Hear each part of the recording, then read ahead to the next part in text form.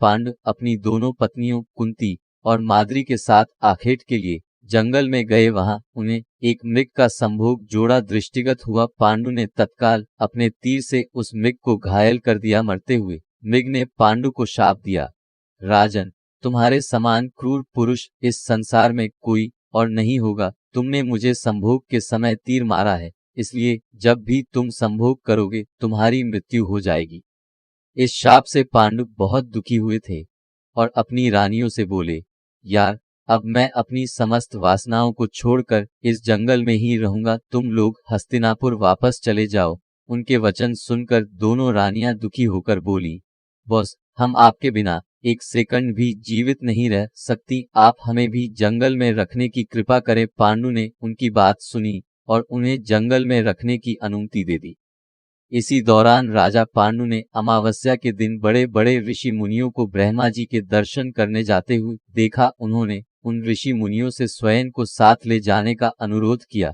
उनके इस अनुरोध पर ऋषि मुनियों ने कहा, राजन, कोई भी निसंतान पुरुष ब्रह्मलोक जाने का अधिकारी नहीं हो सकता, इसलिए हम आपको अपने साथ ले जाने में असमर्थ हैं।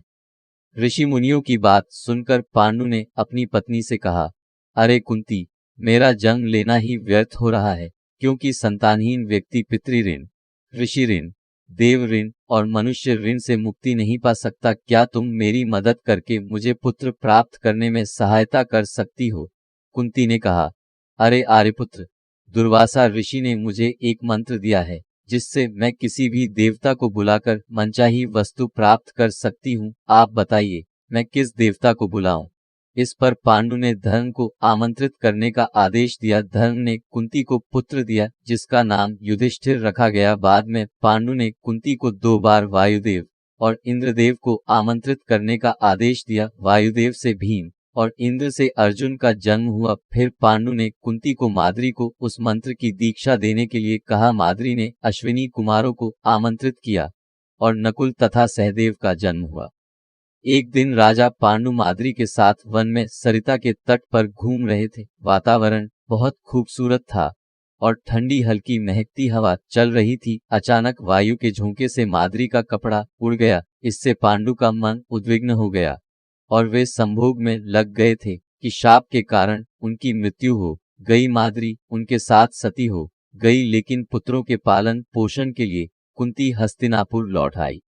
इधर युधिष्ठिर का जन्म होने पर धृतराष्ट्र की पत्नी गांधारी को भी पुत्र होने की लालसा जागी। गांधारी ने वेदव्यास जी से पुत्र होने का वरदान प्राप्त कर लिया। गर्भ धारण के बाद 2 वर्ष बीत जाने पर भी जब पुत्र का जन्म नहीं हुआ तो उस समय गांधारी ने अपने पेट में मुक्का मारकर अपना गर्भ गिरा दिया। वेदव्यास ने इस घटना को तत्काल जान लिया।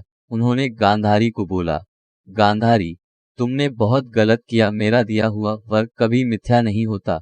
अब तुम शीघ्र 100 कुंड तैयार करो और उनमें घी भरो। गांधारी ने उनकी आज्ञा का पालन करते हुए 100 कुंड बनवाए। वेदव्यास ने गांधारी के गर्भ से निकले मांसपिंड पर अभिमंत्रित जल छिड़का, जिससे उस पिंड के अंगूठे के बराबर 100 टुकड़े हो गए। वेदव्यास ने उन टुकड़ों को गांधारी के बनवाए 100 कुंडों में रखवाए और उन कुंडों को 2 वर्ष बाद खोलने का आदेश दिया और फिर अपने आश्रम चले गए। 2 वर्ष बाद सबसे पहले कुंड से दुर्योधन का जन्म हुआ। दुर्योधन के जन्म के दिन ही कुंती का पुत्र भीम का भी जन्म हुआ। दुर्योधन जन्म लेते ही गधे की तरह रेंगने लगा। ज्योतिषियों से इसके लक्षण पूछे जाने पर उन लोगों ने धृतराष्ट्र को बताया, राजन, आपका ये पुत्र कुल का नाश करने वाला होगा, इसे त्याग देना ही उचित है। किंतु पुत्रमोह के कारण धृतराष्ट्र उसका त्याग नहीं कर सके। फिर उन कुंडों से धृतराष्ट्र के शेष 99 पुत्र और दुश्ला नामक एक कन्या का जन्म हुआ। गांधारी गर्भ के समय धृतराष्ट्र की सेवा में असमर्थ हो गई थी, इसलिए उनकी सेवा के लिए एक दासी रखी गई, जिसका भी युयुत्स नामक एक पुत्र हुआ। युवा होने पर सभी राजकुमारों का विवाह उचित कन्याओं से कर दिया गया। दुश्ला का विवाह जयद्रथ के साथ हुआ।